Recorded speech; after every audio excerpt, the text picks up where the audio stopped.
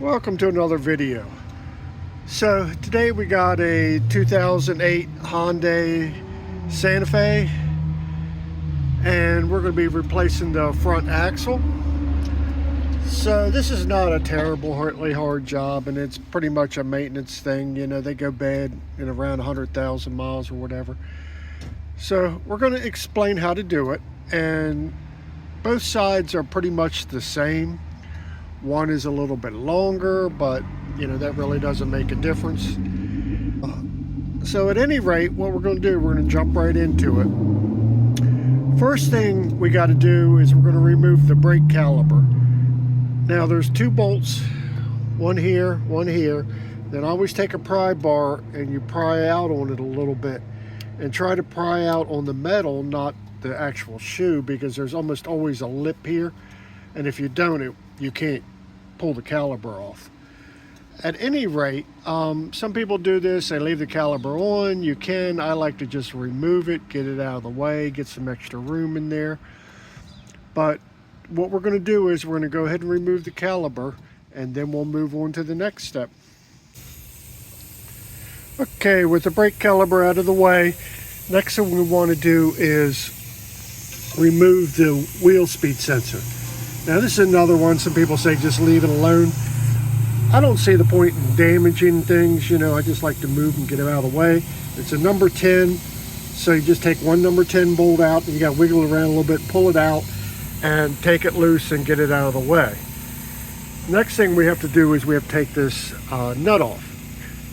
So there's a cotter pin in here. You just straighten out the cotter pin, pull the cotter pin out, and it'll take the nut off. So we're going to go ahead and do that next, and then we'll see what we have after. Okay, so our speed sensor is loose, our nut is off, and you can see most of the time this will be loose. You can, pretty loose. So now we just have to create enough room that we can pull this out and get the axle out.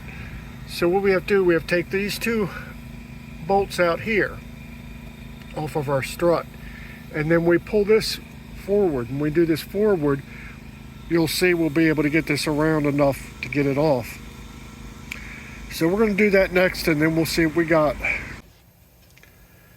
Okay, so you can see we took our bolts out, and this piece just come forward, and there is our axle. So sometimes you have to take a little bar and just pry on it a little bit, pop it loose, but it is basically loose. You can see it's not connected, so you can wiggle it around. And then what we got to do, most of the time, these up on the inside, they where it's into the transmission there, it's got like a snap ring, and I'll show it to you in a minute. But sometimes you're lucky, you can pull on them and they come loose, but most of the time you have to take something and get in between there and pry on it a little bit to pull the thing forward. So you're trying to pull it forward. So we're going to do that next, and then I'll show you what it looks like and how we're going to put it back. Okay, so it's out.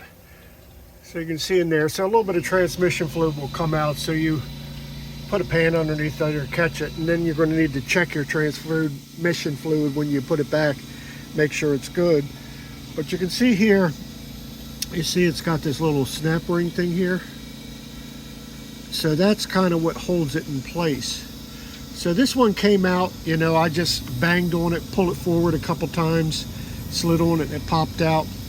But you also have to check and make sure that your seal is good, your transmission seal there. You can see where it's rubbed on this one, which is perfectly normal for it to rub on there, but there's no groove or anything. But the new one has to seal, or you're going to leak transmission fluid.